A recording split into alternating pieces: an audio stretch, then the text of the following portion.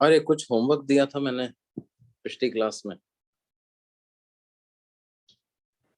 ये कर लिया क्या बच्चों तुमने? सेक्शन एबीसी कैपेसिटेंस का।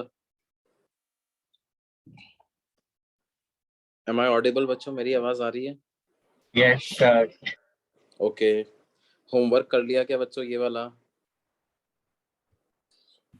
हाँ सर।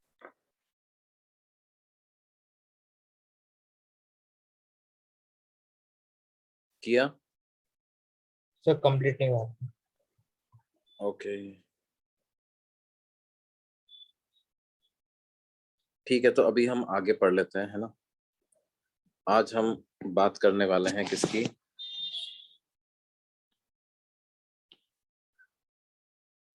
देखो कुछ एक दो क्वेश्चन मैं आपको कराता हूँ, फिर अपन बात करेंगे equation of charging of capacitor. जैसे क्या है, मान लो हमसे कहा जाए कि a capacitor of capacitance C is charged to a voltage V and then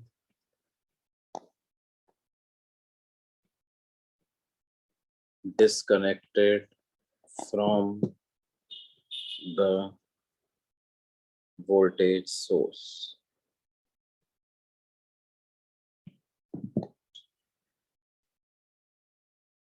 If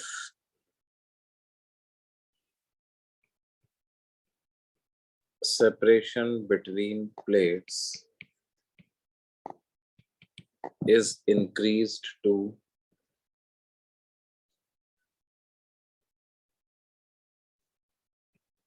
twice its original value,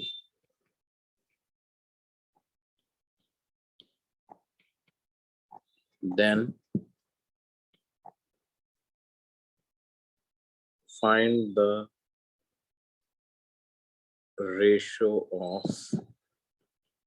final and initial values of following quantities.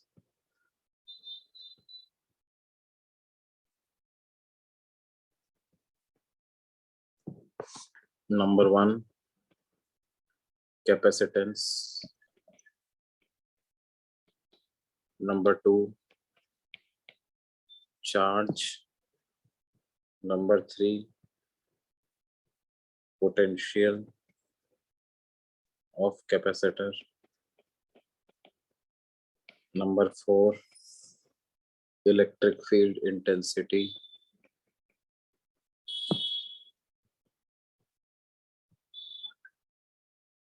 Number five,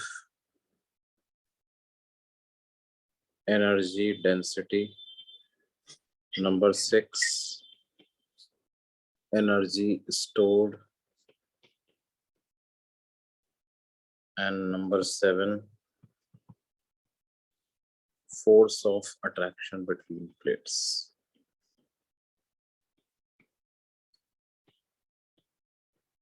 एक बार question note कर लो, इसको समझ लो भैया।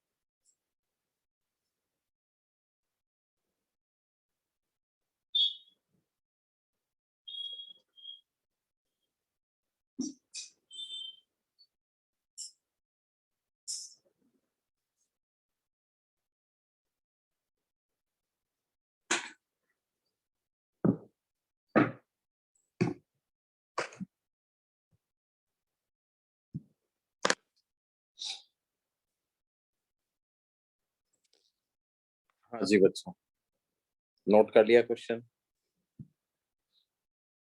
Yes sir. तो शुरू हो जाओ, फिर सॉल्व करना शुरू हो जाओ। अरे अभी तक बच्चे कम आए हैं यार, बुलाओ बच्चों को, इनको इनविटेशन दो, आ जाओ, प्रोग्राम चालू हो गया है, पधारे।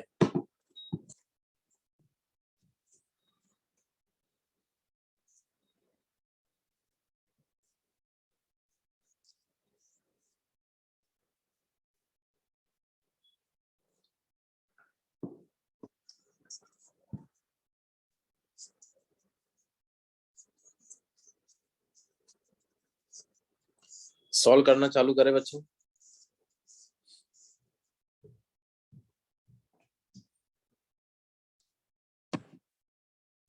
यस।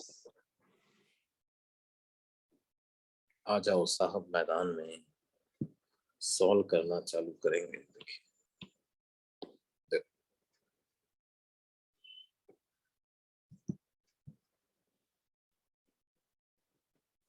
कैपेसिटर को हमने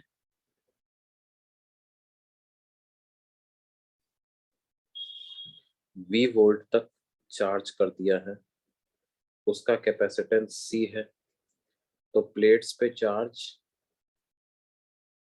CV और माइनस CV ऐसा होगा।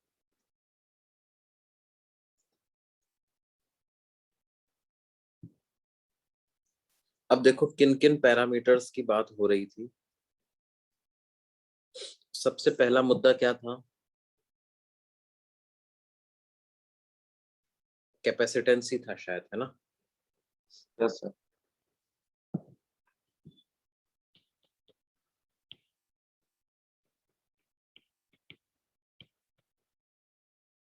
देखो बेटे, कैपेसिटेंस का सीधा सीधा फॉर्मूला होता है A epsilon not by D, है ना? ये इनिशियल वैल्यू होगी।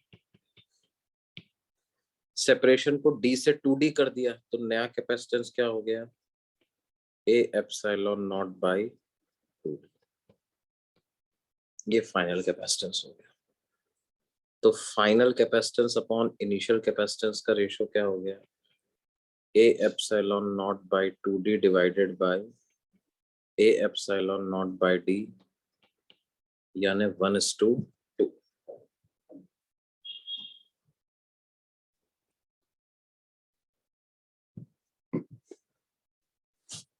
ये बात समझ में आती है बेटा? Yes sir.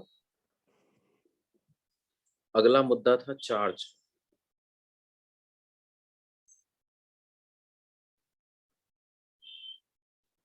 अब देखो इनिशियल चार्ज तो CV था,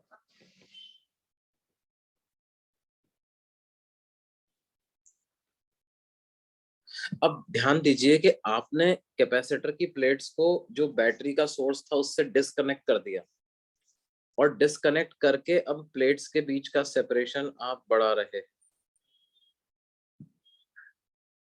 तो ये वाली प्लेट तो किसी से कनेक्टेड ही नहीं है, इधर एयर गैप है, इधर क्या है, कैपेसिटर हवा में तार लटका हुआ है, तो इसके पास या इसके पास चार्ज जो है वही बना रहेगा कि नहीं बना रहेगा बेटे?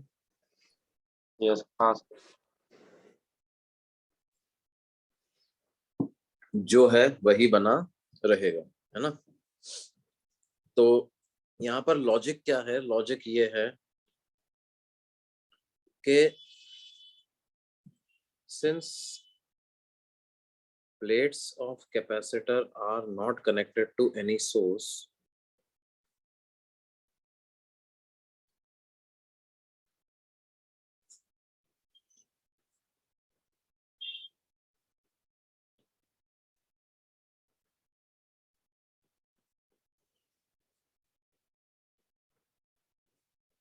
charge on them will not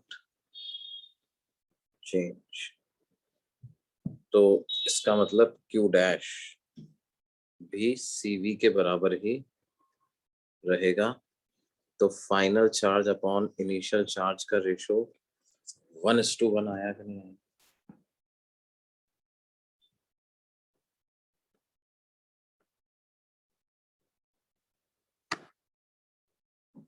final charge और इनिशियल चार्ज का रेशियो क्या आ गया बच्चों? 1:1। एग्री करते हैं सब लोग? Yes, sir. Yes. Yes, sir. Yes, sir. देखो इसमें अपन ने कोई फाइनल चार्ज कोई फॉर्मूला देख के नहीं लाया अपन कि मैंने कोई Q इक्वल टू CV या कुछ फलाना ऐसा कुछ फॉर्मूला यूज किया। मैंने सिर्फ क्या किया, मैंने देखा अरे भाई आप प्लेट्स को पकड़ के दूर ले जा रहे हो, ये किसी से कनेक्टेड नहीं है तो चार्ज बदलेगा ही नहीं, नहीं बदलेगा तो जो पहले था वही लिख दिया। ये लॉजिक है। अब अगला बात पे आते हैं। अगला क्या है साहब? पोटेंशियल।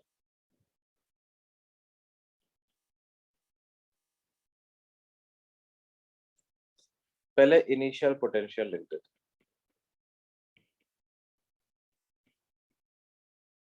इनिशियल पोटेंशियल तो V है, ये तो दिया हुआ था आपने, दिया हुआ था कि नहीं दिया हुआ था? हाँ सर। हाँ सर। अब अगर फाइनल पोटेंशियल लिखना है तो वो कैसे लिखेंगे? फाइनल चार्ज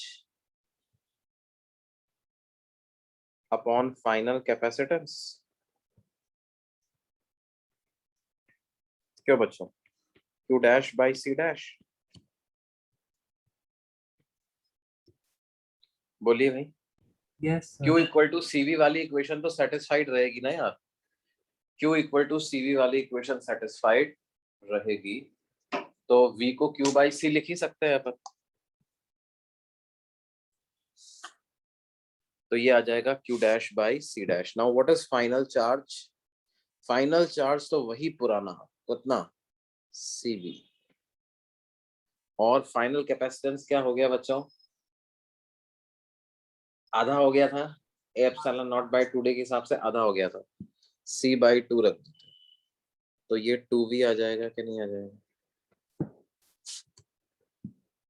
इसका मतलब V dash upon V, final potential upon initial potential का रेशो 2:1 आ जाएगा।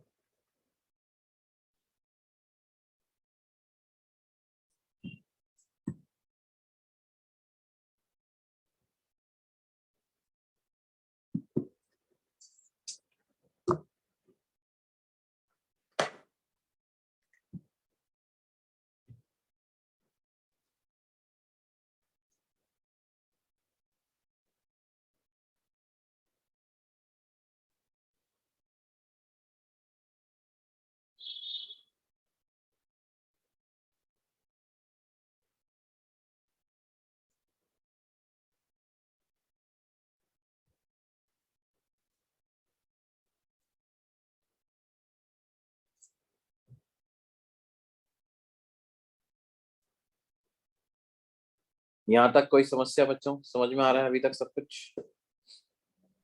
हाँ सर। ओके। फिर उसके बाद 4th नंबर पे क्या पूछा हुआ है हमसे? इंटेंसिटी ऑफ इलेक्ट्रिक फील्ड, है ना? यही है इलेक्ट्रिक फील्ड इंटेंसिटी।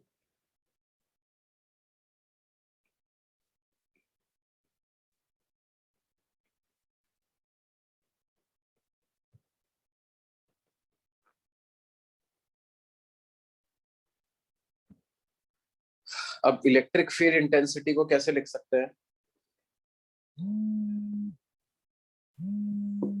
क्या V बाई D लिख सकते हैं क्या बच्चों? हाँ सर। E को V बाई D लिख सकते हैं। तो initial intensity of electric field,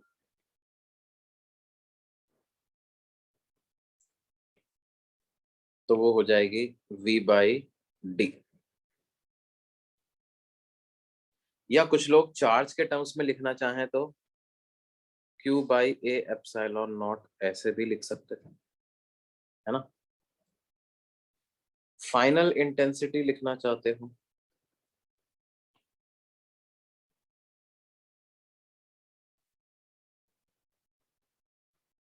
तो वो क्या हो जाएगी?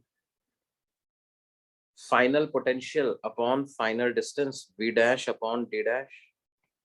What is V dash? V dash is 2V What is d dash? D dash is 2d, that is v by d.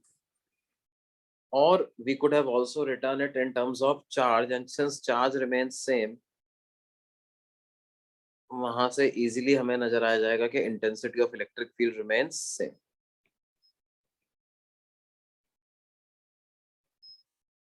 इसका मतलब क्या हो गया? ई डैश और ई का जो रेशियो आ जाएगा वो 1:1 आ जाएगा कि नहीं आ जाएगा? Yes, sir. ई डैश और ई का जो रेशियो आ जाएगा वो 1:1 आ जाएगा.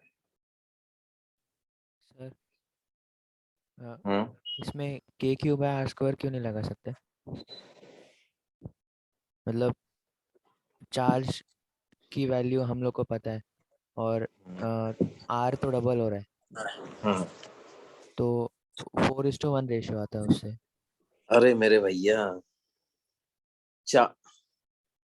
के क्यू बाई आर स्क्वायर तो पॉइंट पार्टिकल के लिए लगता है या स्फीयर के लिए लगता है ना. ये कैसा है? Parallel plate capacitor. इसको अपन कैसा मान रहे हैं? This is a parallel plate capacitor. अगर मैंने यहाँ पे नहीं लिखा है तो मैं लिख देता हूँ, अ पैरेलल प्लेट कैपेसिटर.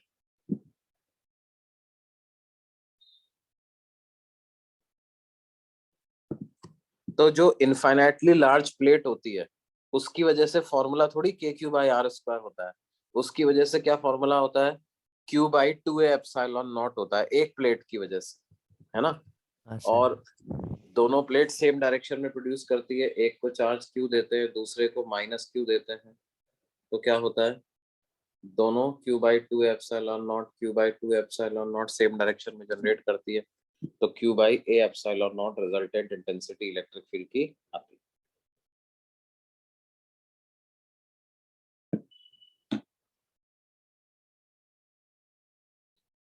ये बात समझ में आई बेटे? हाँ सर. Yes, sir. ऐसा होगा.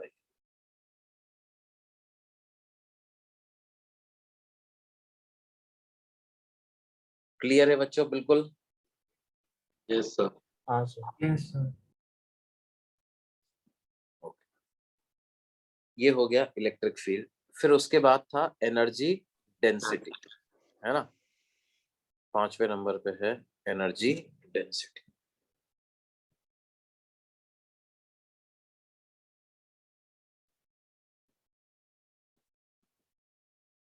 एनर्जी डेंसिटी का सिंपल सी बात है, पहले इनिशियल वैल्यू लिख देते हैं. फॉर्मूला होता है half epsilon naught E square, है ना. और एनर्जी डेंसिटी फाइनल लिख देंगे.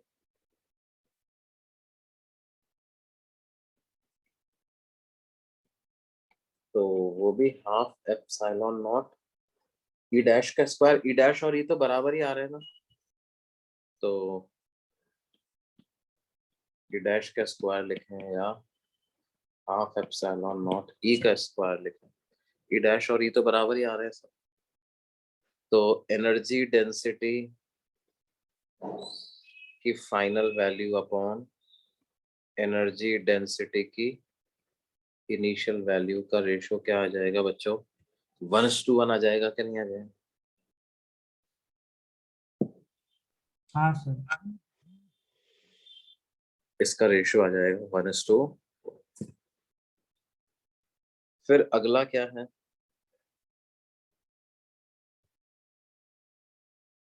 Energy store.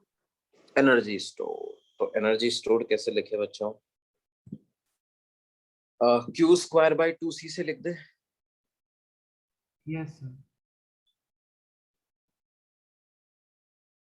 एनर्जी स्टोर पहले इनिशियल वैल्यू लिख देते, तो वो हो जाएगा क्यू स्क्वायर बाई 2c, है ना.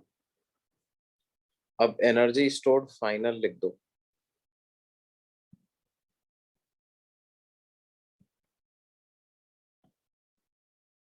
तो वैसे तो क्यू डैश का स्क्वायर बाय 2c डैश लिखना चाहिए, लेकिन हमें पता है चार्ज चेंज हुआ नहीं और कैपेसिटेंस कितना हो गया? आधा हो गया. तो ये हो जाएगा 2q² बाय 2। तो ये एनर्जी स्टोर्ड पुरानी वाली की दुगना हो गई कि नहीं हो गई? Yes, sir. तो final energy upon initial energy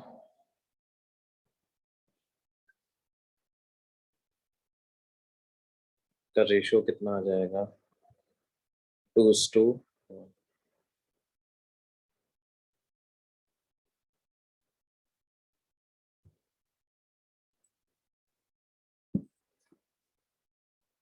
ये बात समझ में आती है? Yes, sir.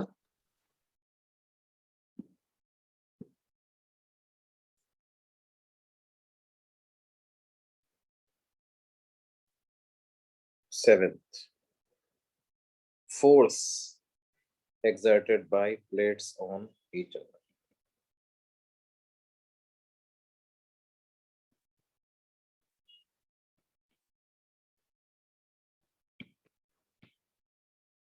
देखिए स्थिति क्या है,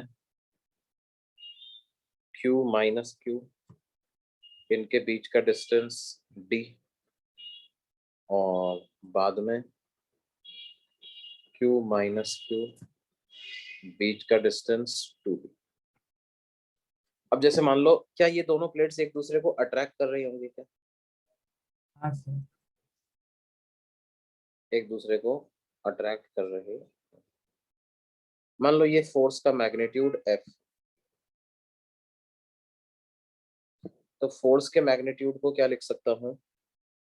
चार्ज का मैग्नीट्यूड, जैसे मान लो माइनस Q पे लिखना है, तो माइनस Q का चार्ज का magnitude multiplied by E produced by Q, ऐसा लिख सकते हैं कि नहीं?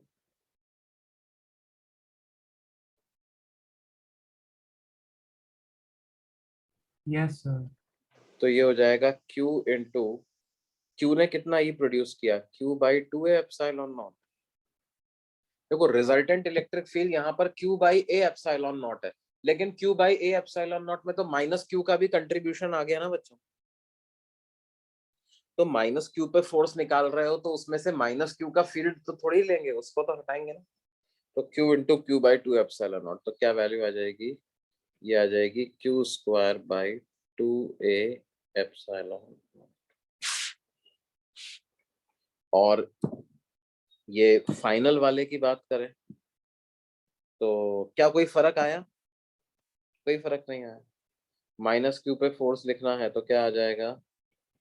चार्ज का magnitude multiplied by E due to Q।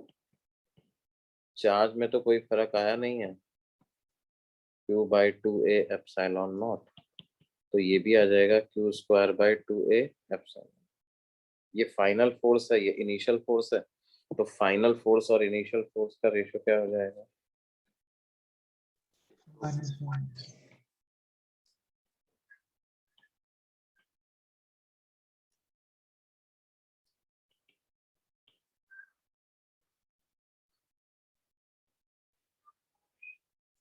Final force और इनिशियल फोर्स का रेशियो 1:1 ही आ जाएगा। क्या ये बात समझ में आ रही है बच्चे लोग? Yes sir. Yes sir.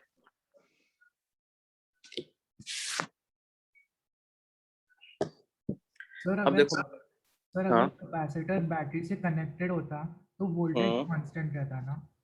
हाँ बिल्कुल सही बात है। अगर कैपेसिटर बैटरी से कनेक्टेड होता तो क्या होता? बैटरी, फिर बैटरी उसको क्या करती? वोल्टेज को कांस्टेंट करवाती, और फिर जो भी चार्ज का एडजस्टमेंट करना है, बढ़ाना है घटाना है, जो भी करना है वो बैटरी करती। समझ में आ रही है बात बच्चों? Yes sir. Hmm. Yes sir. अच्छा मान लो इस केस में हमसे पूछा जाए, in the above question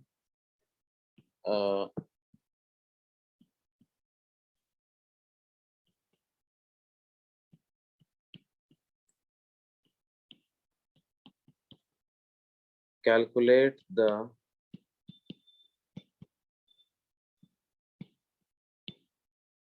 work done by external force in slowly increasing the separation between plates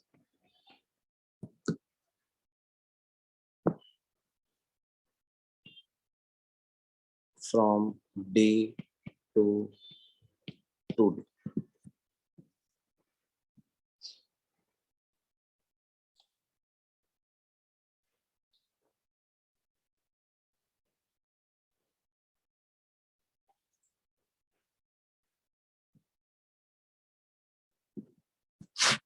तो कैसे कैलकुलेट करेंगे सर?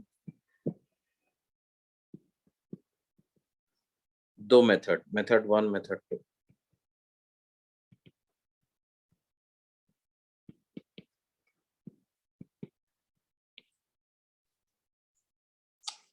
मेथड 1 क्या है? Work done is equal to change in energy stored.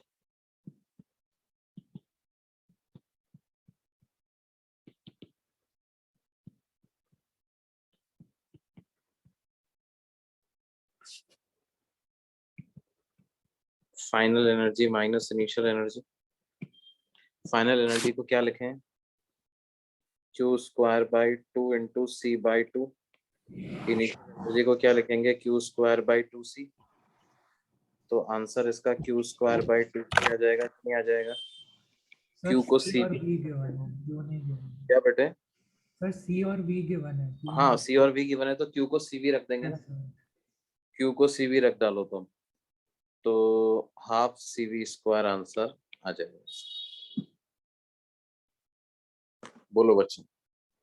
हाँ सर। Yes sir.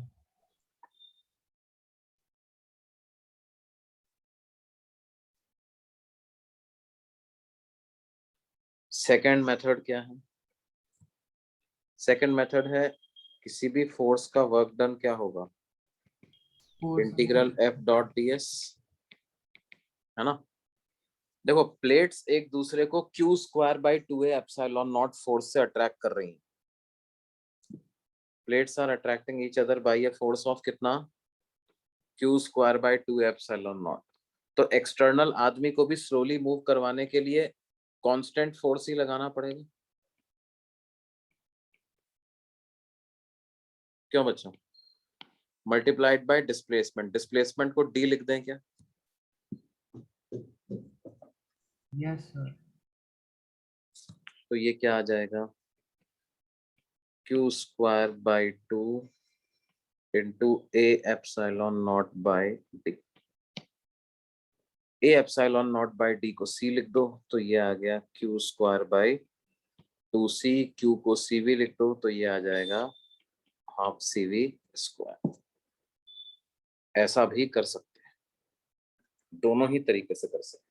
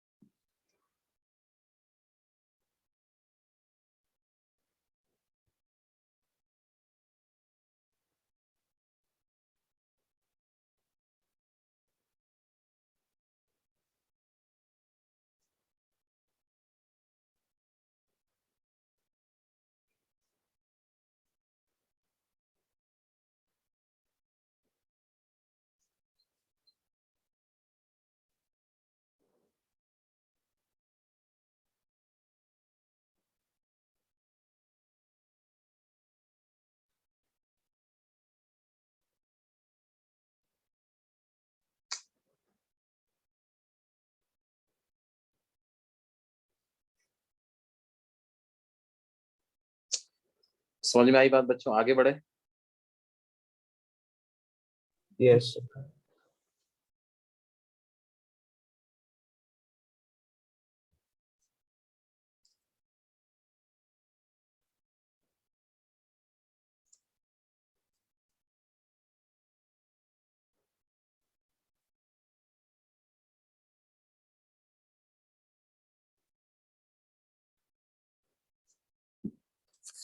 देखिए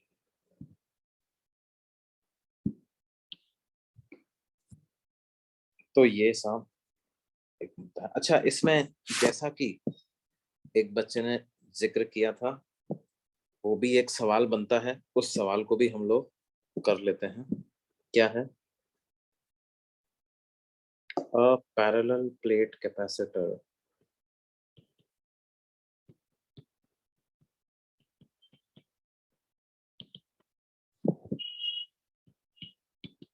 having capacitance C is connected to a battery of EMF V. Now keeping the capacitor connected to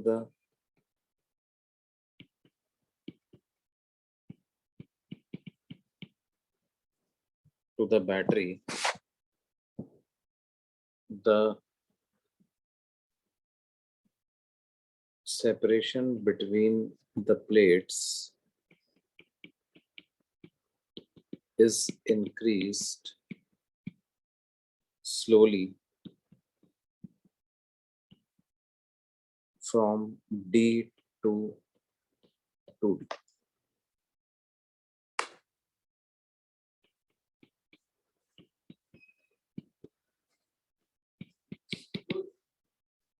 Calculate the ratio of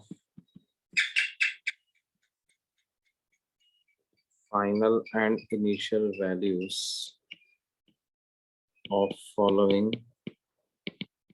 quantities. हाँ भाई, आ रहे हो? पहला क्या है?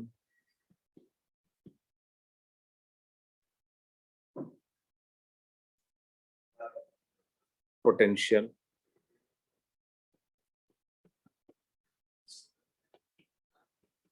Capacitance,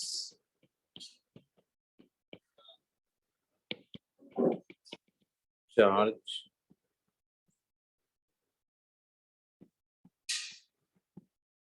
electric field intensity. ठीक है, ठीक। इलेक्ट्रिक फील्ड इंटेंसिटी और क्या है बच्चों? Energy density,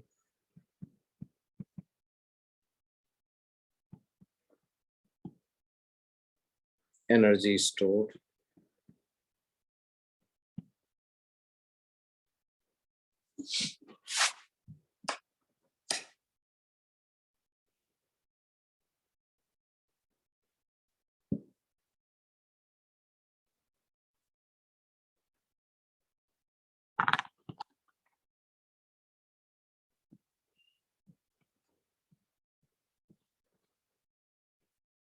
force exerted by plates on each other.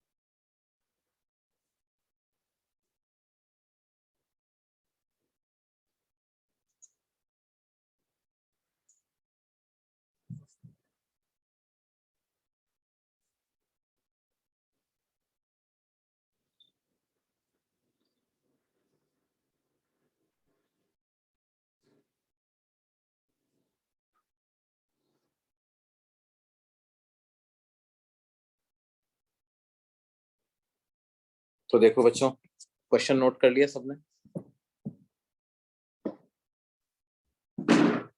Yes sir.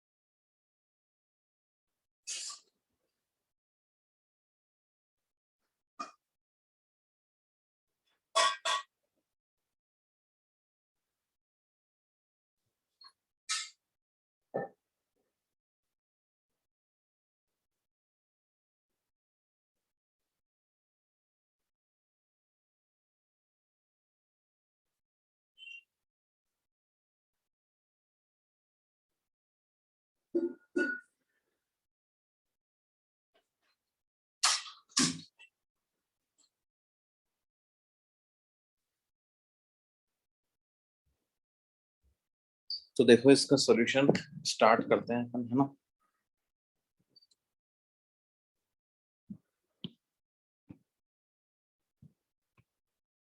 पहला पोटेंशियल, देखो कैपेसिटर की प्लेट्स जो है वो हमने बैटरी से कनेक्ट करके रखी हुई है ना। तो क्या है, आप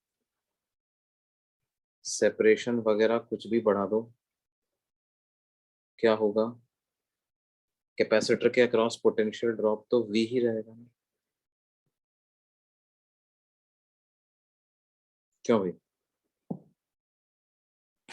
Yes, sir. Initial potential equal to V, final potential equal to,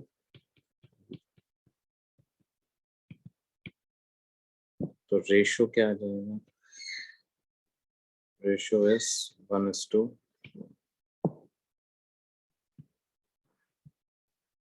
capacitance की बात करते हैं।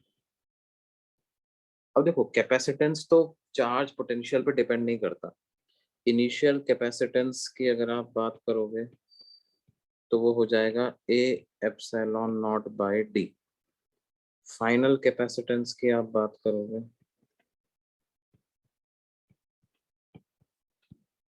तो वो हो जाएगा A epsilon nought bye 2D। तो रेशो क्या आ जाएगा,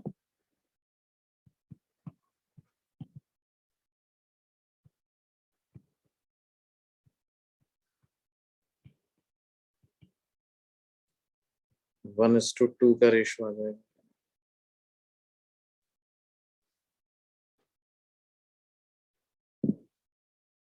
क्यों भाई? Yes, sir. Yes, sir.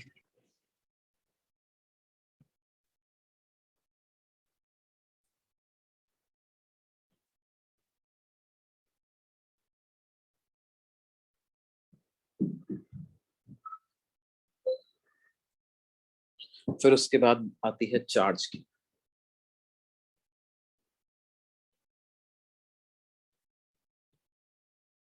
Initial charge को लिखेंगे CV, है ना। फाइनल चार्ज को क्या लिखेंगे, C डैश इंटू V या C/2 into,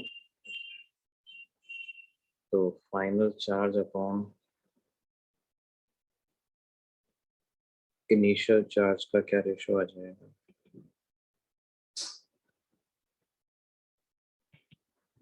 CV/2 divided by CV या 1:2। क्या ये बात समझ में आ रही है?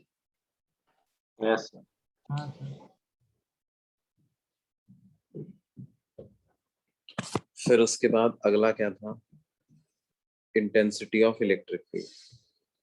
तो E इनिशियल लिखते हैं, है ना। देखो या तो पोटेंशियल के टर्म्स में लिख दो तो ज्यादा जल्दी आ जाएगा, V/D। फाइनल लिखोगे तो V तो सेम रहा है तो V/2D। तो E initial upon E final की, या E फाइनल अपॉन इनिशियल निकाल रहे हैं ना अपन, फाइनल अपॉन इनिशियल की क्या वैल्यू है जाएगी, अच्छे से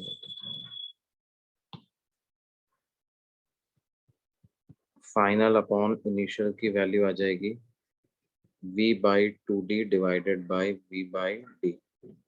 तो दैट इज 1:2, ऐसा आ जाएगा बच्चों, Yes, sir. है ना।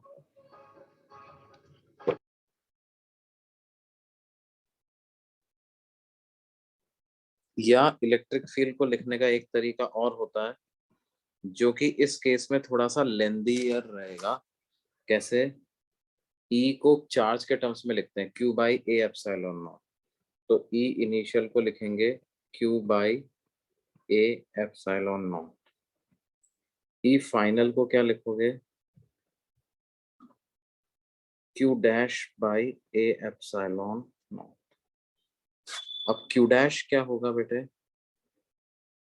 Q को तो CV लिख दो, तो CV by A epsilon naught. Q dash को क्या लिखेंगे? C dash V by A epsilon naught. And C dash is C by 2.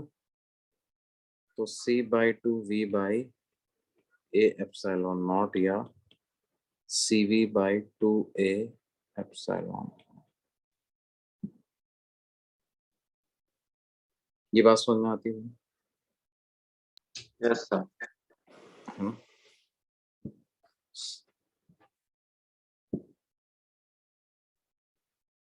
लेकिन देखो इसमें आप ऑब्जर्व करो कि अगर हमें इनिशियल और फाइनल वैल्यूज का कंपैरिजन करना है तो हो तो दोनों तरह से जाता है, चार्ज के टर्म्स में भी हो जाता है, पोटेंशियल के टर्म्स में लिख के भी हो जाता है, लेकिन छोटा वो पड़ता है कि आप उस क्वांटिटी के टर्म्स में लिखो जो कि कांस्टेंट रह रही है ना। जैसे जब अपन परिवर्तन जो भी कर रहे हैं, चेंजेस जो भी कर रहे हैं, वो बैटरी हटा के कर रहे हैं तो चार्ज कांस्टेंट रहता है, तो चार्ज के टर्म्स में करो, है ना। और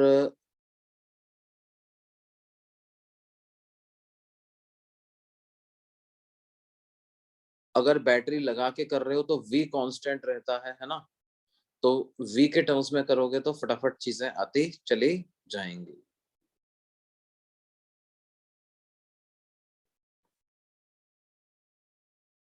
समझ में आती बात बेटे? Yes Yes, sir. ओके।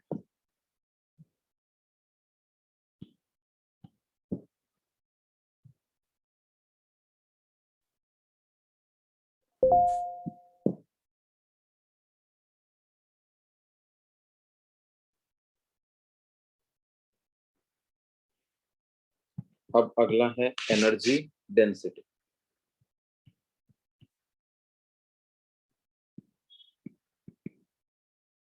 इसकी इनिशियल वैल्यू लिखते हैं, तो हो जाएगा half epsilon naught E square.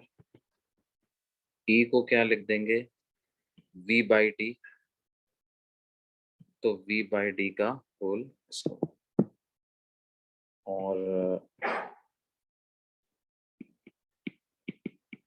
Energy density लिखनी है फाइनल, तो वो हो जाएगा half epsilon naught E dash का स्क्वायर, तो ये हो जाएगा half epsilon naught E dash को क्या लिख दें साहब? V बाई 2D, तो उसका होल स्क्वायर, तो ये हो जाएगा half epsilon nought V by D का होल स्क्वायर इंटू 1 बाई 4। तो energy density final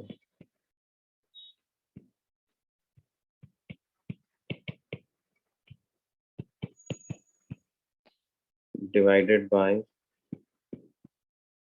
energy density initial, तो ये क्या हो जाएगा?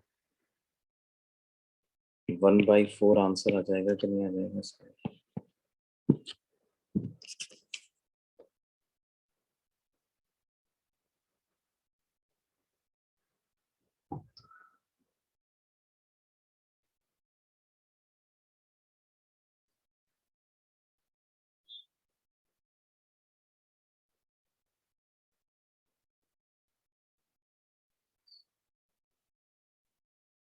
बोलिए बच्चों। Yes sir.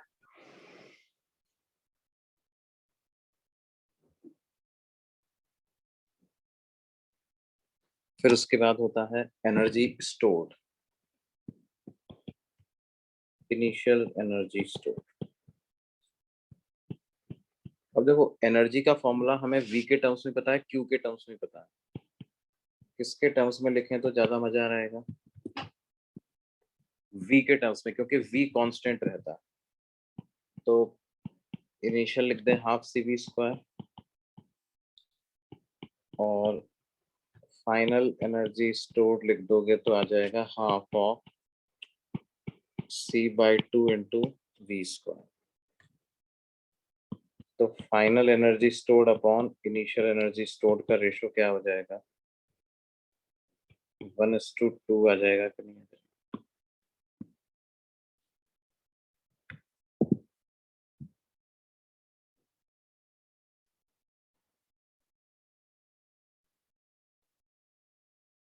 क्लियर है बच्चों? कोई डाउट?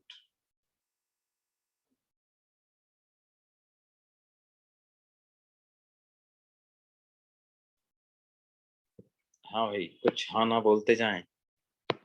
नहीं हाँ, सर। नहीं सर। नहीं।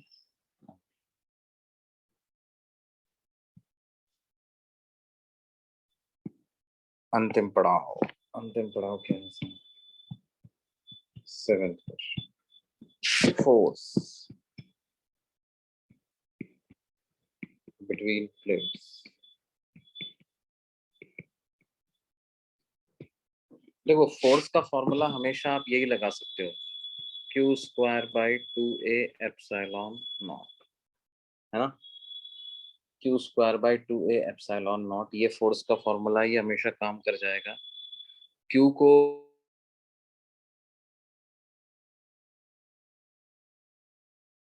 CV, Q को लिख दें कितना? CV, तो CV यानी C²V²। करो करो, तब तक तुम लोग करो। क्या आएगा? Q को लिख दिया कितना? CV, तो C²V²/2A एप्सिलॉन नॉट, ऐसे लिखा रहेगा। हमें तो रेशियो ही पता करना। फोर्स बिटवीन प्लेट्स का फाइनल वैल्यू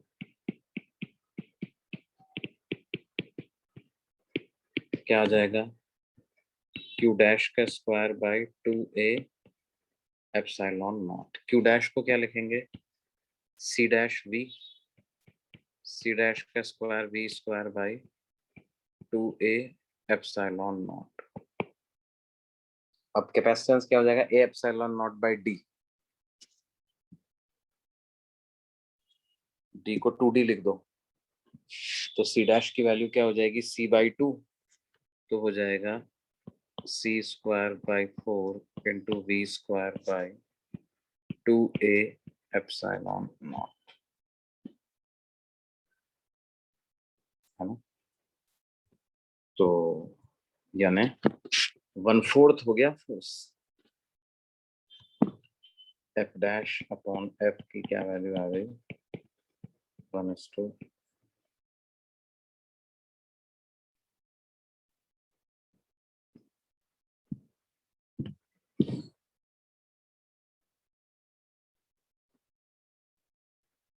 क्या ये बात समझ में आ रही है बच्चों?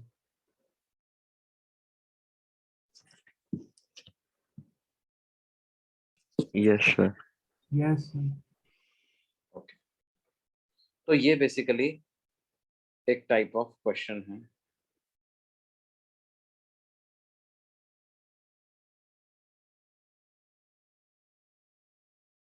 अच्छा, यहां भी मान लो हमसे कहा जाए कि calculate work done bye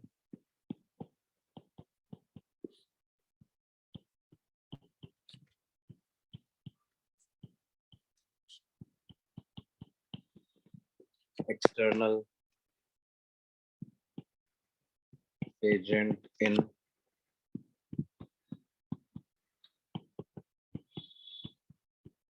slowly increasing the separation between plates from D to 2D.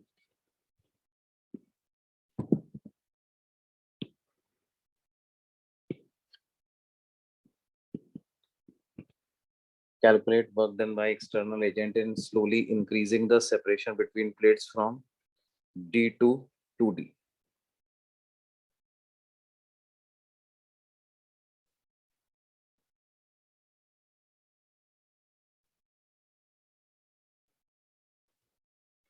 तो देखो, इस केस में क्या होगा बच्चों?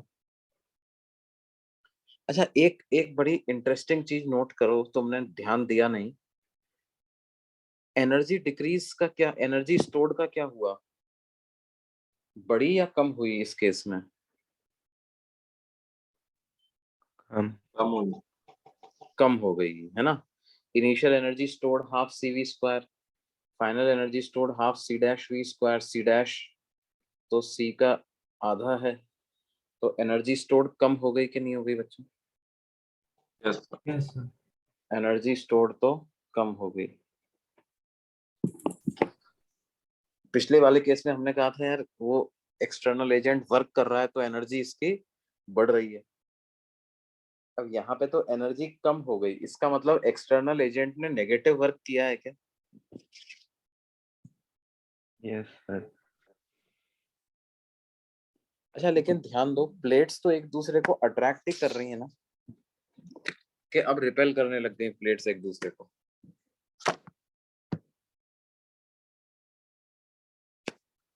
अट्रैक्ट कर रही है। अट्रैक्ट ही कर रही हैं, और हम दूर ले जा रहे हैं उनको कि पास ला रहे हैं? दूर। दूर ले जा रहे हैं।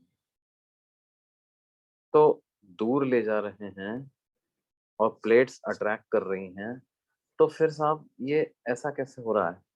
वर्क तो पॉजिटिव ही आना चाहिए कि नहीं आना चाहिए? हमें भी तो बाहर की तरफ ही फोर्स लगाना पड़ेगा, फोर्स हमें लगाना पड़ेगा बाहर की तरफ, डिस्प्लेसमेंट भी हो रहा है बाहर की तरफ, तो वर्क डन पॉजिटिव ही आना चाहिए।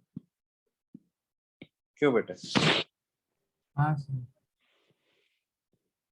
प्लेट्स एक दूसरे को कर रही हैं अट्रैक्ट, तो एक्सटर्नल एजेंट को फोर्स लगाना पड़ेगा बाहर की तरफ, और बाहर की तरफ ही हो रहा है क्या, डिस्प्लेसमेंट। सर बैटरी ने भी वर्क किया होगा। हाँ, शाबाश, वेरी गुड। यहाँ पर क्या है कि अगर आप कैपेसिटर को सिस्टम बांध रहे हो तो बैटरी का भी उसमें योगदान रहेगा। क्यों बच्चों?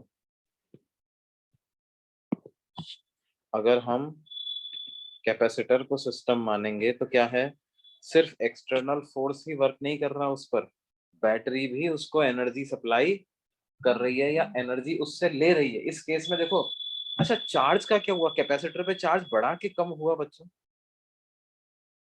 कैपेसिटर पे चार्ज बढ़ा के कम हुआ? कम हुआ। कम होगा। कम हुआ, कम हुआ, कैपेसिटर पे चार्ज कम हुआ, तो इसका मतलब क्या हुआ, कैपेसिटर ने उल्टा चार्ज फ्लो करा दिया, है ना। यूं चार्ज फ्लो करता जा रहा है कैपेसिटर से बैटरी में। समझ में आ रही है बात? तो क्या हो रहा है, एक्सटर्नल एजेंट जो है,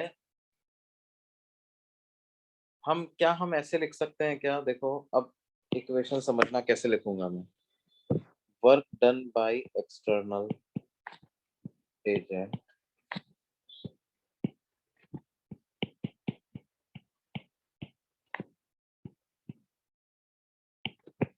is equal to change in energy stored in capacitor plus work done on the battery। बोलो बच्चों, ऐसा कर सकते हैं कि नहीं कर सकते?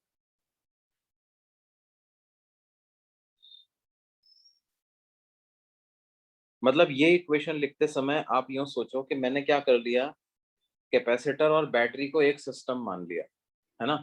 और मैंने कहा अब जो एक्सटर्नल एजेंट वर्क कर रहा है वो कहाँ जा रहा है, ये तो बैटरी की एनर्जी बढ़ाने में जा रहा है, प्लस सेल बैटरी की एनर्जी, मतलब कैपेसिटर की एनर्जी बढ़ाने में जा रहा है, प्लस बैटरी की एनर्जी बढ़ाने में जा रहा है।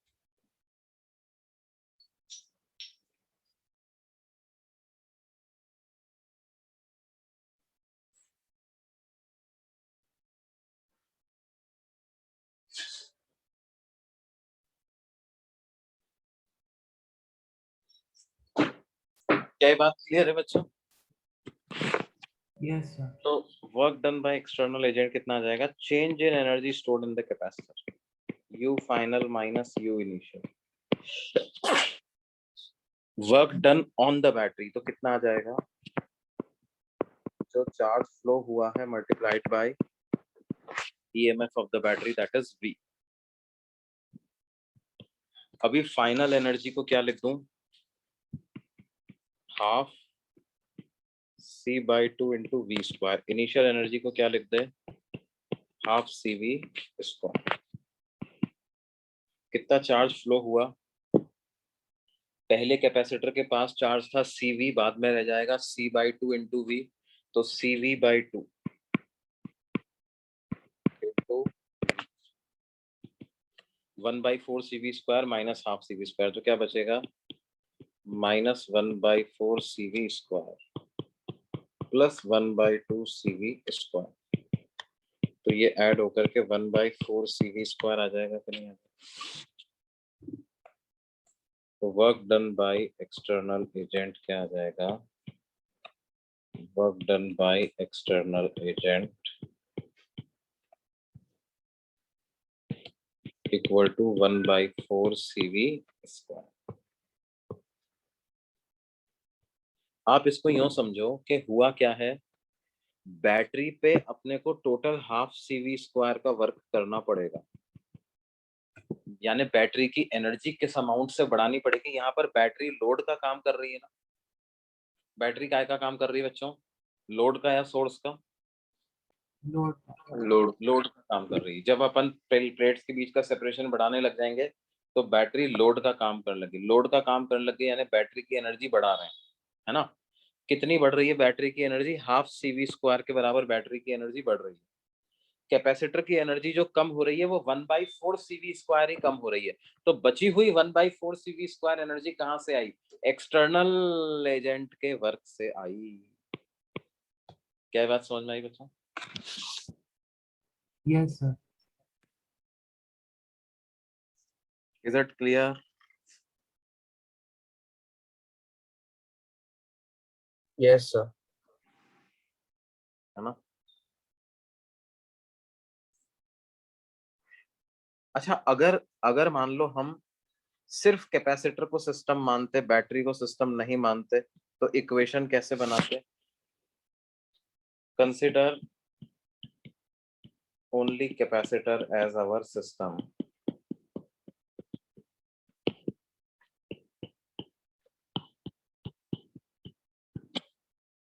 तो क्या लिखेंगे? Work done by external force plus work done by battery equal to change in energy stored in capacitor।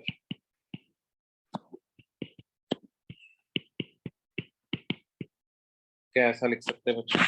Yes sir. Work done by external force तो पता लगाना है हमको। वर्क डन बाय बैटरी इस केस में नेगेटिव हो जाएगा, है ना। कितना चार्ज फ्लो किया? CV/2 और V से फ्लो किया। तो चेंज इन एनर्जी स्टोर कैसे लिखेंगे? Final energy minus initial energy. तो what is final energy? Half C/2 into V square minus half CV square. तो work done by external agent minus CV square by 2 equal to minus 1/4 CV square. तो work done by external agent आ जाएगा 1/2 CV square minus 1/4 CV square. तो वो आ जाएगा 1/4 CV square के बराबर।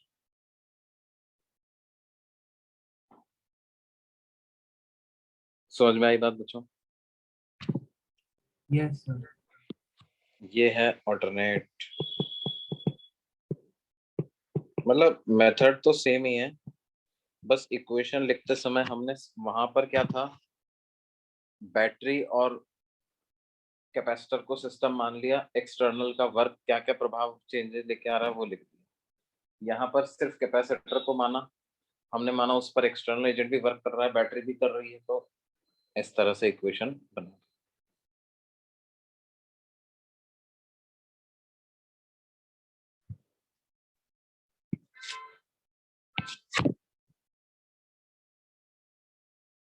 अच्छा, यहाँ पर फोर्स के मेथड से भी कर सकते थे ना बच्चे।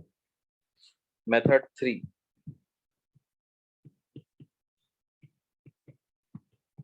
कौन सा? Integration F dot D S. देखो फोर्स को क्या लिखेंगे, फोर्स को लिखेंगे Q by A epsilon not, ds को dx लिखेंगे।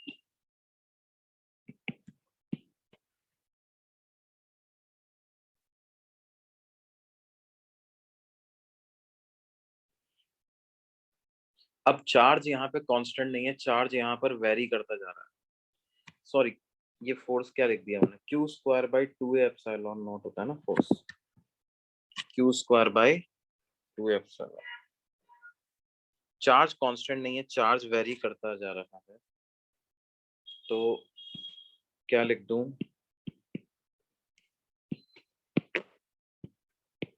चार्ज को लिख दो आप CV, है ना।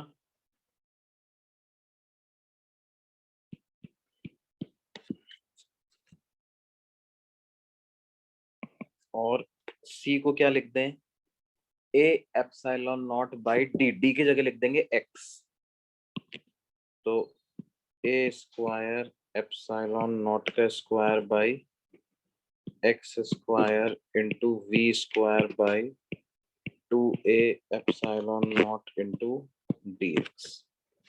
तो a एप्सिलॉन नॉट से a एप्सिलॉन नॉट कैंसिल हो गया, तो क्या वैल्यू आ गई, a epsilon nought V square by 2 integration of dx by x square, और d से 2d तक वेरी कर। तो क्या वर्क डन आ जाएगा बच्चों, a epsilon nought V square by 2 dx by x square का इंटीग्रेशन आ जाएगा -1 by x from d to 2d, minus a epsilon nought V square by 2 1 by 2d minus 1 by d, तो ये -1 by 2d आ जाएगा, minus से minus plus, तो a epsilon nought V square by 4d, तो a epsilon not by d को original capacitance C लिख दें, तो 1/4 CV स्क्वायर, यहाँ से भी आ रहा है कि नहीं आ रहा बच्चों,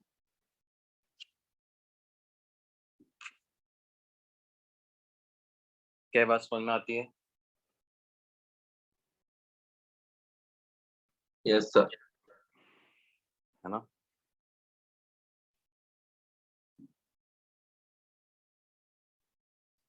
ऑब्वियसली ऐसे मेथड्स एग्जाम में इससे नहीं करेंगे अपन, क्यों, क्योंकि हमें पता है यार इसमें फोर्स वेरिएबल है, तो इंटीग्रेशन करना पड़ेगा इसे।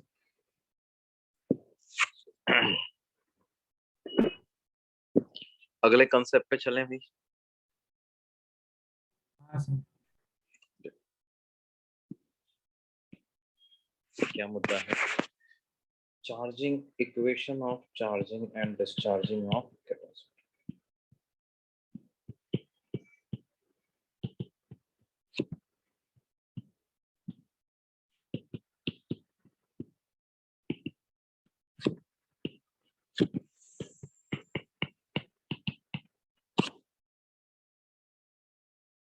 हम ये मान के चल रहे हैं कि एक कैपेसिटर को हम अनचार्ज कैपेसिटर है,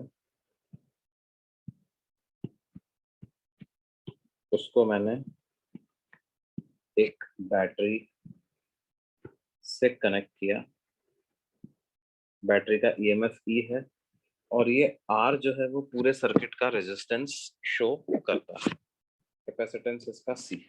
ये स्विच है, कैपेसिटर वाज इनिशियली अनचार्ज्ड। हम मानते हैं कि the switch S is closed at t equal to 0. The switch S is closed at t equal to 0.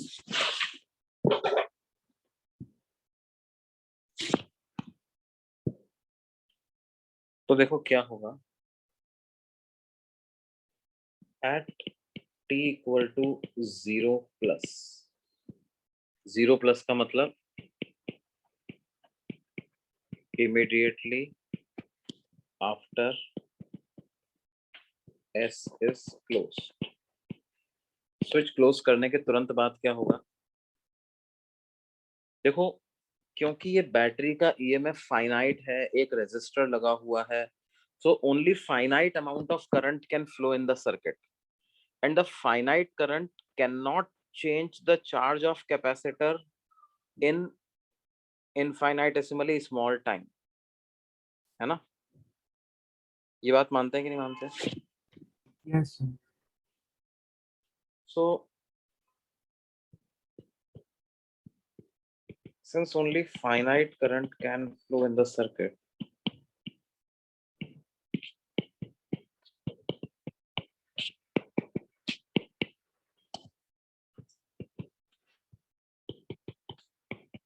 in infinite similarly small time,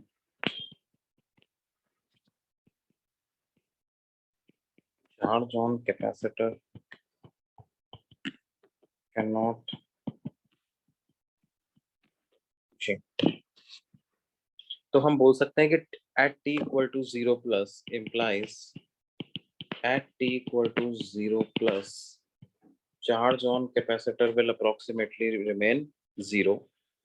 इसका मतलब potential drop across capacitor will remain 0.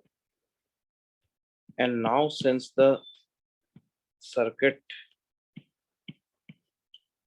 is complete, तो मैं क्या बोल सकता हूँ, potential drop across resistor plus potential drop across capacitor, ये battery EMF के बराबर होगा कि नहीं होगा?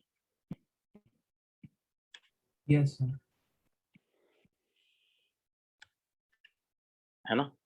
और क्योंकि पोटेंशियल ड्रॉप अक्रॉस कैपेसिटर 0 है at T equal to 0 plus पे, implies potential drop across resistor E के बराबर ही हो जाएगा at T equal to 0,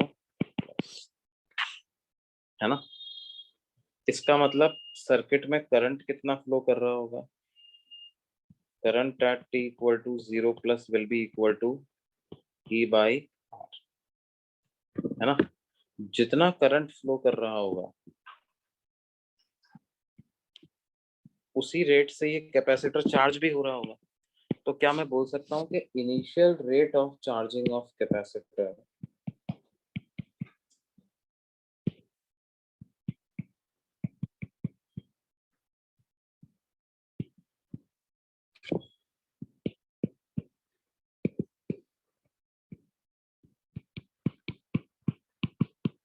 capacitor is equal to E by R?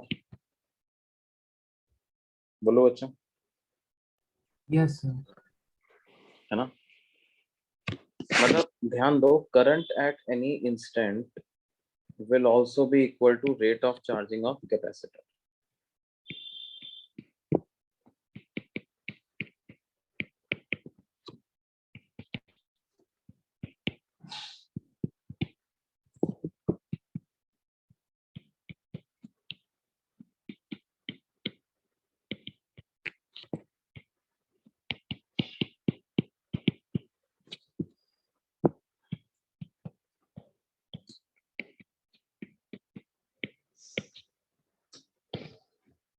ये बात समझ में?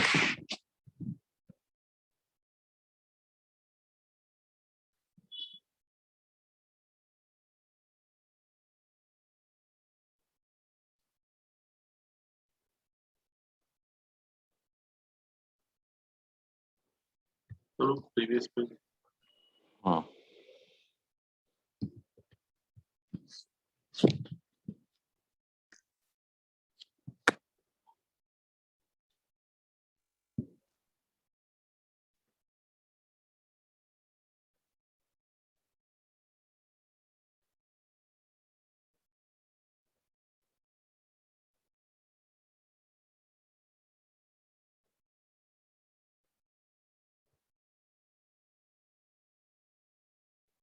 सर इस क्वेश्चन में हमने मतलब ये जो फॉर्मूला आपको भेजा ग्रेविटेशन प्रेशर लॉ सर हमने ऐसे डिराइव किया था पहले इसको, फिर हमने इसमें इस क्वेश्चन में ऐसे किया 10th वाले क्वेश्चन में, फिर हाँ। समझ में आंसर भी आ तो रहा वो only finite current can flow, उसका मतलब क्या है?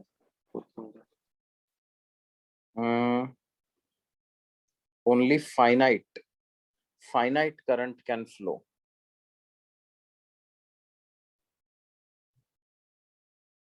फाइनाइट करंट का मतलब देखो क्या है बेटे,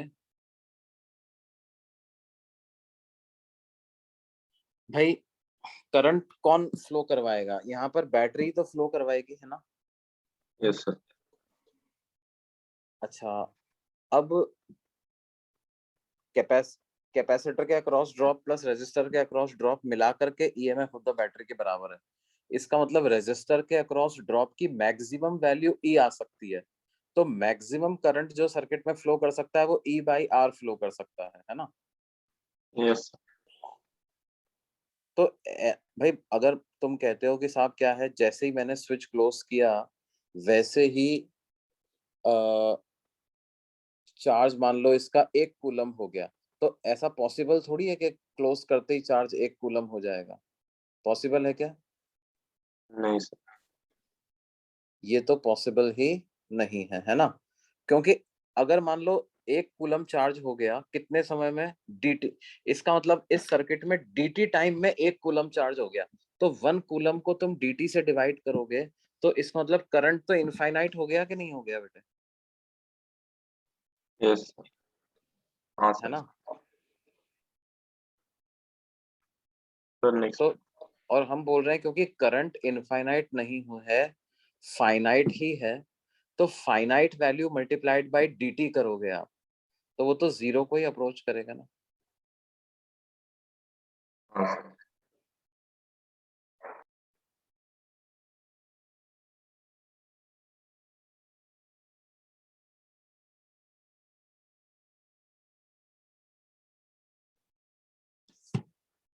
देखो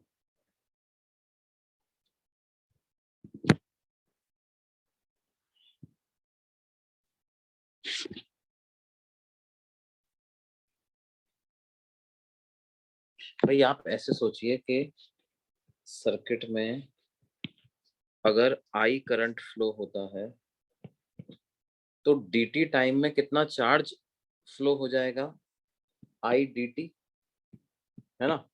ये चार्ज जाकर के इस प्लेट पे ही तो इकट्ठा होगा, तो उसको मैं dq लिख सकता हूँ। तो जो कैपेसिटर पे चार्ज चेंज होने की रेट है वो करंट के बराबर ही आएगी ना किसी भी समय। ये बात समझ में आती है बच्चों? Yes sir.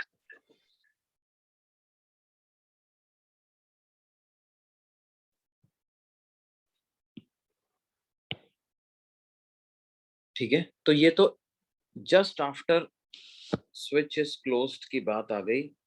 Just after switch is closed अगर हमसे पूछा जाए, just after S is closed अगर हमसे ये सारी बातें पूछी जाए तो अपन बता सकते हैं just after S is closed. हमसे पूछा जाए चार्ज ऑन कैपेसिटर कितना है, तो दैट इज 0। करंट कितना है, that is E by R। Potential drop across capacitor कितना है, 0। पोटेंशियल ड्रॉप अक्रॉस रेजिस्टर कितना है, EMF के बराबर। What is instantaneous rate of charging of capacitor?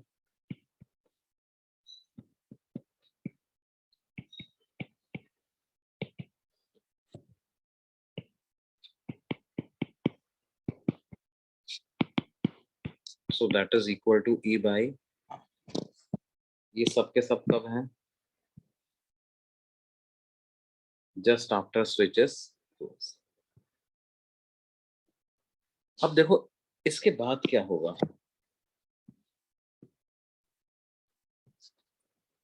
क्योंकि करंट फ्लो करने लग जाएगा तो इसका मतलब कैपेसिटर पे चार्ज जमा होने लग जाएगा, है ना? आफ्टर सम टाइम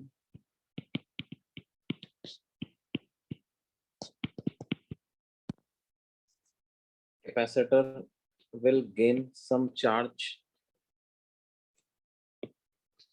और अगर कैपेसिटर के पास कुछ चार्ज आ जाएगा इसका मतलब कैपेसिटर के अक्रॉस भी कुछ ड्रॉप आने लग जाएगा, आने लग जाएगा कि नहीं आने लग जाएगा? Yes, sir. Charge on capacitor increases implies potential drop across capacitor will also increase. This implies, क्या मैं बोल सकता हूँ potential drop across resistor will decrease, क्योंकि दोनों के अक्रॉस ड्रॉप का सम तो ईएमएफ के बराबर ही है ना।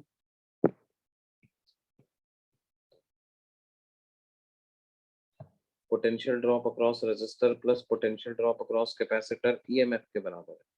अगर पोटेंशियल ड्रॉप अक्रॉस कैपेसिटर बढ़ेगा तो इसको तो कम होना ही पड़ेगा कि नहीं होना पड़ेगा, और पोटेंशियल ड्रॉप अक्रॉस रेजिस्टर कम होगा इसका मतलब करंट की वैल्यू अब कम हो जाएगी।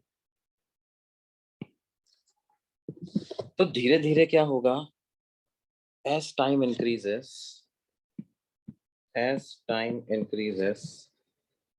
चार्ज बढ़ेगा, पोटेंशियल ड्रॉप अक्रॉस कैपेसिटर कम बढ़ेगा,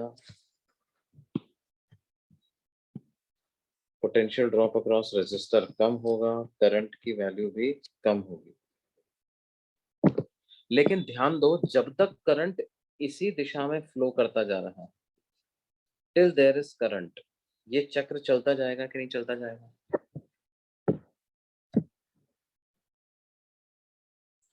कौन सा चक्र? कैपेसिटर पे चार्ज बढ़ेगा, उसके अक्रॉस ड्रॉप बढ़ेगा, रेजिस्टर के अक्रॉस ड्रॉप कम होगा। ये कब तक चलता जाएगा? जब तक करंट फ्लो हो रहा है ना? करंट कब तक फ्लो हो रहा है? जब तक रेजिस्टर के अक्रॉस पोटेंशियल डिफरेंस है तब तक करंट फ्लो हो रहा है। यानी अगर किसी समय पर ऐसा हो जाए कि रेजिस्टर के अक्रॉस ड्रॉप 0 हो जाए तो करंट 0 हो जाएगा, और करंट 0 यदि हो गया तो कैपेसिटर पे चार्ज चेंज होना बंद हो जाएगा, है ना? If after some time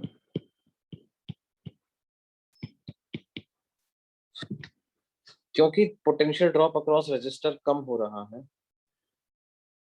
potential drop across resistor becomes 0, है ना? क्यों 0 होने की संभावना तो है, सिंस इट इज डिक्रीजिंग,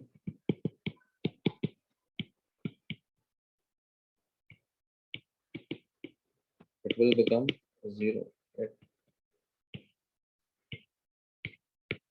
0 हो तो सकता ही। तो अगर ये 0 हो गया तो क्या होगा? Then current in the circuit will become 0, implies charge on capacitor will become constant, और ये कांस्टेंट कितना होगा? Capacitance into potential drop across capacitor. अब अगर रेजिस्टर के अक्रॉस ड्रॉप 0 हो गया है तो जो बैटरी का ईएमएफ है वो पूरा का पूरा कैपेसिटर के अक्रॉस आने लग गया, यानी CE आ गया। Such a state is called as such a state when charge on capacitor becomes कैसा? Constant is called as steady state। इस तरह की स्टेट को क्या बोलते हैं बच्चों? स्टेडी स्टेट, है ना? And in steady state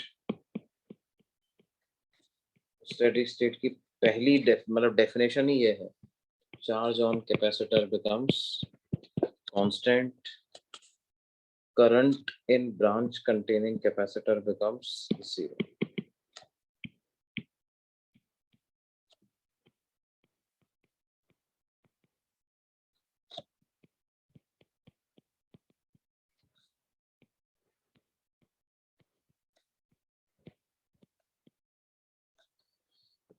ये बात समझ में आती है बच्चों?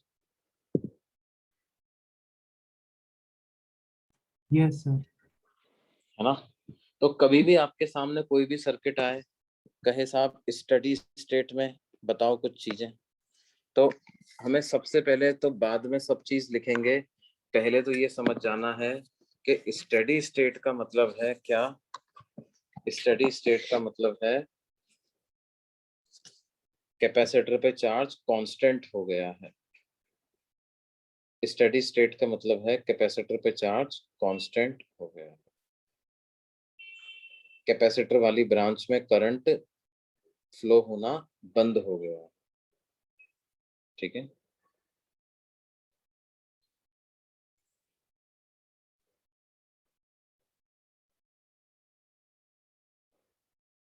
समझ में आ रही बात बच्चों? Yes sir. हाँ सर।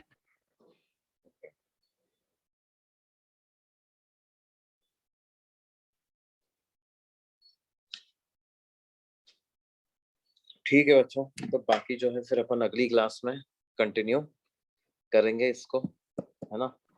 सर प्रीवियस पेज हाँ,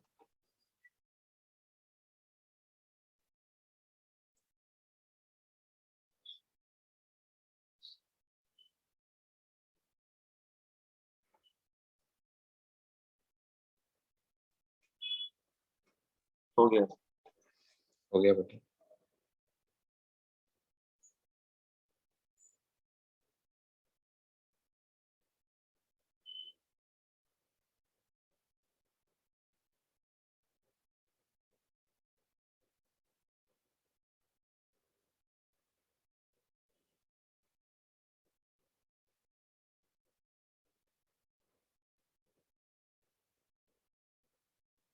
ओके बच्चों, अगली क्लास में मिलते हैं।